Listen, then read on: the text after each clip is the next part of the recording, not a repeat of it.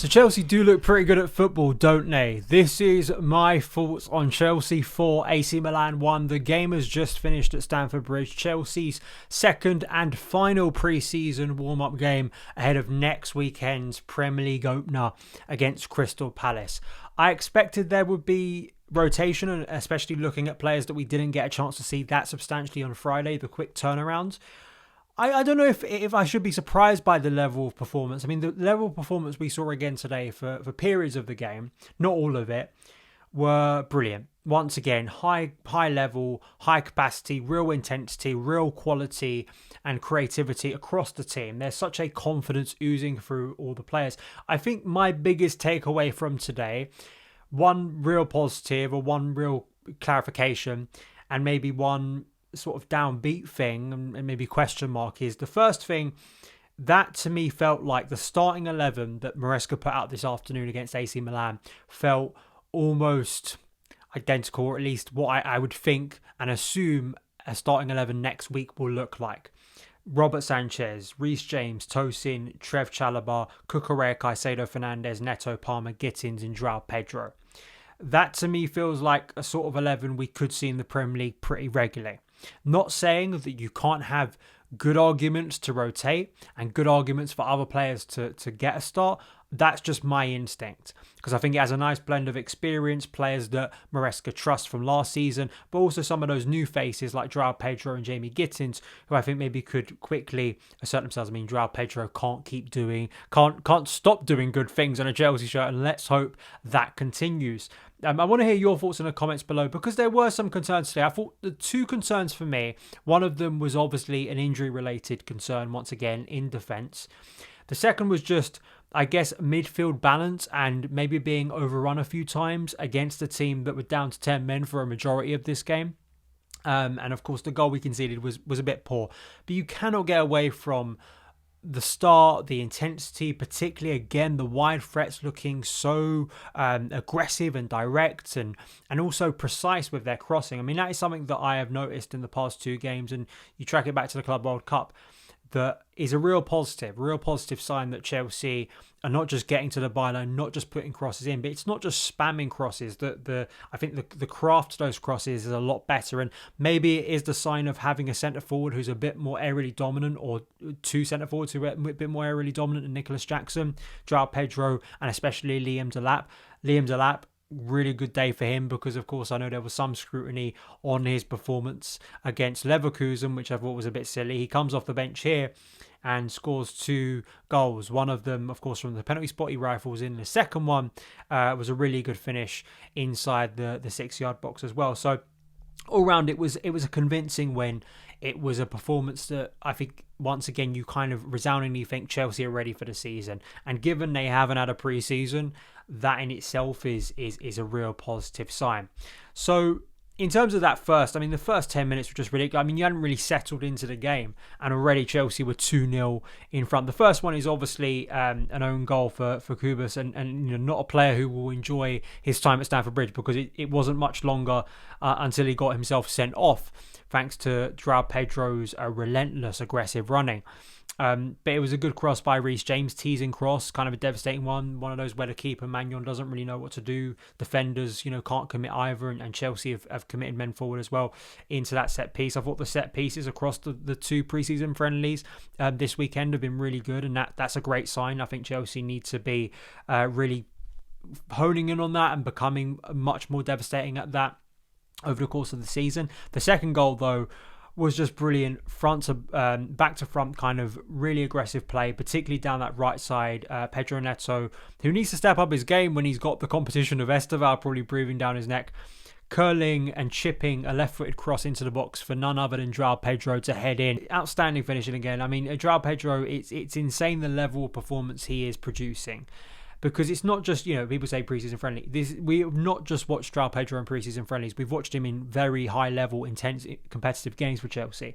And it's incredible how quickly he has become the certified first choice. Seems to have raised the level of our centre-forward options. For a guy who is actually, I guess you'd argue, is not exactly... could be deemed maybe a 9.5. I remember that was part of the discourse around him, that maybe he isn't a classic number 9. But I did say when we signed him, there were things about him from a focal point that I thought could be developed physically. I love how commanding he is. I love how aggressive he is. I love we have two centre forwards who do like getting into physical confrontations and really riling up and unsettling their centre backs. I think even if they do have some rough edges, of course more so Delap than Joao Pedro. Joao Pedro is obviously a much more complete, I think, flair player. But I got to give credit to Rob Prattley on this. I think he pointed out, I think it was about Joao Pedro and his signing that, could Chelsea be getting one of those players that say Liverpool would get, who have performed at a good level but statistically are maybe about to explode and really go to the highest level. And maybe that is the player that Joao Pedro is. And you see the money Man United have just spent for Benjamin Sesko. You've seen the money that Arsenal spent for Victor Gyökeres at the start of the summer. We were sat here and we were looking at all those centre forward options. A lot of them were going to cost 70 to 80 million. Now Joao Pedro cost 60 million, I think, in the end, or close to that.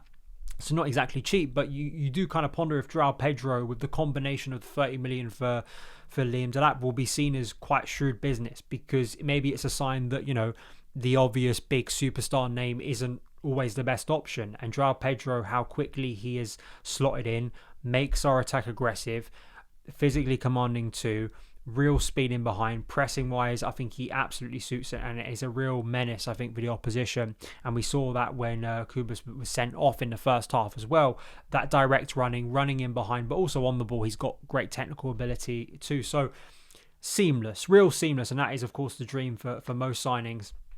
And you get the red card, and I have to say, just this is kind of a blanket statement. Unless there is, Kwanzaa should have been sent off the other night because that's violent conduct. I thought, the challenge he had on Cole Palmer was just, it was so dangerous, reckless. It could have caused a serious injury.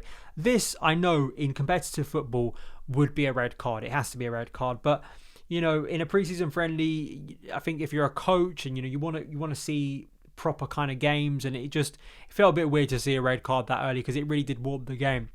I guess the negative, and if I'm Maresca and trying to be uber critical of this game and not go overboard and not just be, our attack is great, is how many chances Milan got despite being down to 10 men. You factor in the ability of Chelsea to really control Bayer Leverkusen on Friday night, and this was very different. Now, I would say that from an attacking quality point of view, when you've got a player like Rafa Leao, he is obviously at times really, really devastating. A player that Chelsea have looked at apparently in the past, and one that people rate really highly. I thought Reece James handled him at times really, really well. So there is obvious quality. It was nice to see Ruben Loftus-Cheek back at Stamford Bridge along with Fikayo Tomori, so two Cobham alumni, and potentially at one point this summer looked like a future Chelsea player, Mike Maignan, all at the bridge today. But maybe that's one thing to look at, and why Dario Asugo and Andre Santos could be essential, of just adding a bit more control to that central midfield and stopping those transition opportunities when Chelsea are looking to get forward and maintain that intensity. But as I say, Cole Palmer, Joao Pedro, loved what I saw from Jamie Gittins. He got about 73 minutes today. I think he will likely start next week. That's just my assessment right now. In the second half, we saw Josh Achimpong, Andre Santos, Liam Delap, who got 2 goals, Malo Gusto, Esteval, Jarell Hato, Dario Sugo, and then a run out for Reggie Walsh, who obviously got his debut in the Conference League, and Tyreek George as well. So a nice rotation here by Enzo Maresca. The one negative is Trev Chalobah. He went down injured in the second half at about the hour mark and looked really hurt. He was able to walk off without medical assistance and kind of just, obviously you don't take any risks, and that's why Achimpong came on. But it's not really a great time when Levi's gone down injured. Fofana probably isn't ready yet. Badiashile maybe is there as well at some point soon, but we haven't seen him across these 2 games because of an injury for himself as well.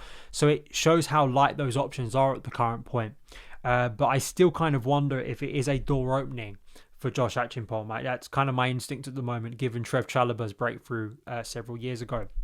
But Liam Delap, happy for him. It was no surprise that Esteval came on, quickly causes chaos and wins a penalty at the back post. And the Delap penalty, the way he rifled that in, it reminded me, I'd be almost identical to the penalty he scored against Chelsea back in late December for Ipswich. And the second goal too, for him it's really good because all the focus has been on Joao Pedro, Delap maybe being condemned as a bit raw, a bit erratic, not quite to the level of Joao Pedro and some of the other players. But I keep on saying I think he's going to be a really, really good and effective player off the bench for Maresca. He may change, and I'm sure for him, he would like to progress into the starting centre forward. We want that competition. But I think we saw that today, how he can add a different dimension, just keeps the intensity of that attack up when you do want to rotate. Those are my thoughts on the game. We now enter the week before the Premier League starts. So if you want to check out all of my Premier League preview content, I'm going to be doing a lot, not just Chelsea specific. I'm going to be predicting the entire Premier League table 1 to 20. So you can hear my thoughts on all the clubs there. And then we'll do, as we do annually, our specific Chelsea predictions for the season leading up to the preview. My first team selector, probably Friday or Saturday next week. So thank you for watching. Follow across the socials at SonOfChelsea, and I will see you again very, very soon. All the best.